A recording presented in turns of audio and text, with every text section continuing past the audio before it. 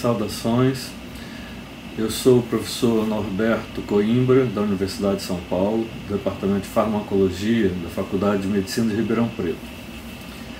Venho falar um pouquinho sobre os modelos comportamentais ou psicobiológicos para o estudo do comportamento relacionado ao medo inato e a ataques de pânico.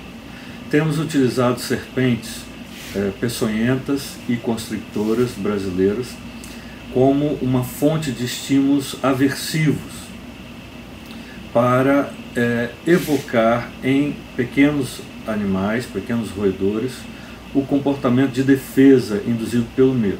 Recentemente publicamos um trabalho de primeira autoria da doutora Tatiana Pasqualin Marin, no Neuroscience, cujo título é The Rodent vs. Wild Snake Paradigm as a Model for Studying Anxiety and Panic-like Behaviors, Face Construct and Predictive Validities. Esse trabalho utilizou uma arena poligonal para serpentes que foi planejada por mim no início de 2000, com o intuito de se prestar a um modelo de ataques de pânico. O confronto entre roedores e serpentes induziu um conjunto de respostas de defesa, caracterizadas por avaliação de risco, que é a aproximação cautelosa, o esticamento e o comportamento de alerta defensivo, atenção defensiva, de imobilidade defensiva e de fuga. Quando introduzimos plataformas de segurança e tocas artificiais, pudemos utilizar esse aparato para o estudo do comportamento de fuga orientado e não orientado. Neste trabalho, publicado em 2018 no Neuroscience, nós utilizamos a arena poligonal simples. Então era um ambiente despido de qualquer tipo de enriquecimento, onde a presa e o predador eram confrontados. Como predador, o potencial predador, utilizamos a serpente coral. Na verdade, essa serpente, Micrurus frontalis, que é a coral verdadeira, uma das corais verdadeiras, ela não usa o roedor como presa habitual, ela é ofiófaga, ou se alimenta de serpente. Mas nós comparamos, inicialmente, o comportamento do roedor, que foi, a espécie escolhida foi o Mesocricetus auratus, o hamster dourado, foi confrontado com a serpente coral morta, fixada em álcool, isso incluída em vidro, a Oxyropus guibei, que é a serpente coral falsa, e a Micrurus frontalis, que é a serpente coral verdadeira. Nós observamos que o comportamento de defesa evocado pelo roedor na presença da serpente coral verdadeira era mais intenso, porque o predador natural ficava um pouco mais passivo, esperando a aproximação da presa. Ao passo que a coral verdadeira, por ser uma serpente subterrânea, emitia um comportamento locomotor uniforme durante todo o confronto, que na época fazíamos durante 15 minutos. Escolhemos então a coral verdadeira, que evocou nos animais um conjunto de respostas defensivas relacionadas ao medo inato, similares ao comportamento humano durante ataques de pânico. Isso caracteriza a validação de face, ou seja, o comportamento de defesa evocado pelo animal nesse modelo experimental de ataque de pânico era similar ao comportamento humano durante um ataque de pânico, um paciente com síndrome de pânico.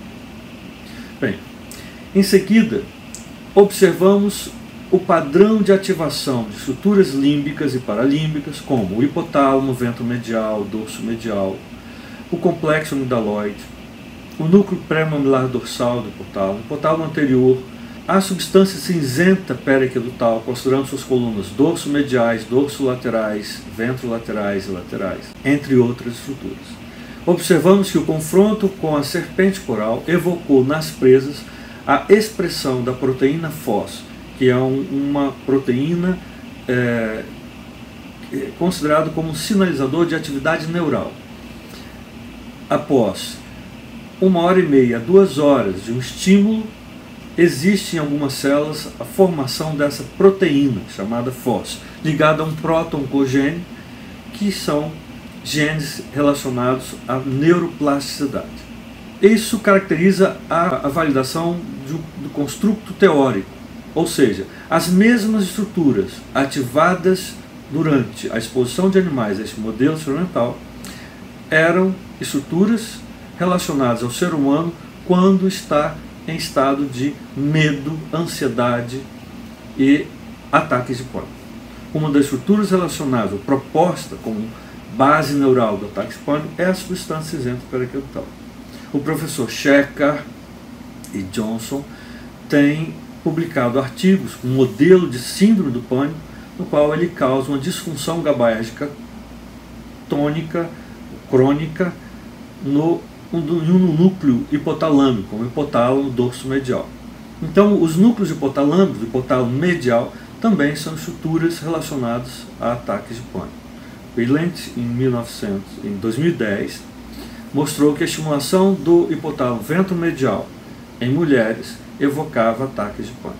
Nashhold, em 1969, estimulou a substância cinzenta periaquedutal, os colículos superiores e inferiores do ser humano, durante um ato neurocirúrgico, e publicou um trabalho em 1969 mostrando que o paciente descrevia uma sensação de medo intenso, de pânico e vontade de sair correndo daquele ambiente. Isso chamou a atenção dos pesquisadores para o fato de que a substância cinzenta periaquedutal, a estrutura do mesencéfalo, poderia estar envolvida na síndrome do pânico em seres humanos quando houvesse uma disfunção neuroquímica, por exemplo, uma diminuição da serotonina.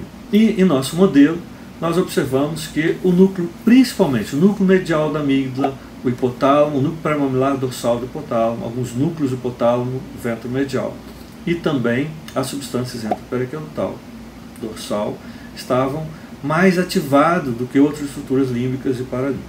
Então isso permite-nos uma validação do construto teórico desse modelo experimental. A validação preditiva se baseia no fato de que uma droga utilizada em clínica médica deve ser eficaz na reversão ou atenuação dos comportamentos de defesa evocados nesse modelo. E curiosamente, após fazermos um tratamento crônico com alprazolam, uma droga GABA-benzodiazepínica utilizado para o tratamento da ansiedade antecipatória, que caracteriza a síndrome do pânico, e a paroxetina, uma droga inibidora de recaptação da serotonina, uma droga utilizada para o tratamento da síndrome do pânico em seres humanos, foram eficazes em diminuir a expressão do comportamento de alerta defensivo, de mobilidade defensiva, de avaliação de risco, assim como de fuga. Então, nós entendemos que as mesmas drogas utilizadas no ser humano para o tratamento de ansiedade generalizada e de ataques de pânico, da síndrome do pânico, foram eficazes em antagonizar as respostas de defesa evocadas pelo mesocritetus auratus, confrontados com a micrúria frontalis.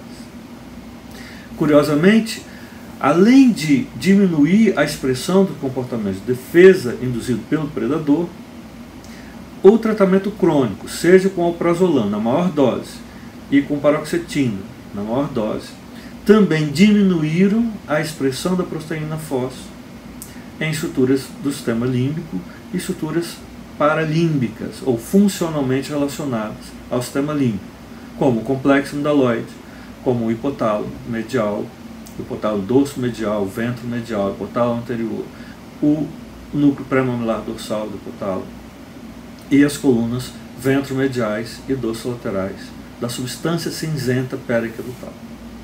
Isso permite uma validação preditiva do presente modelo.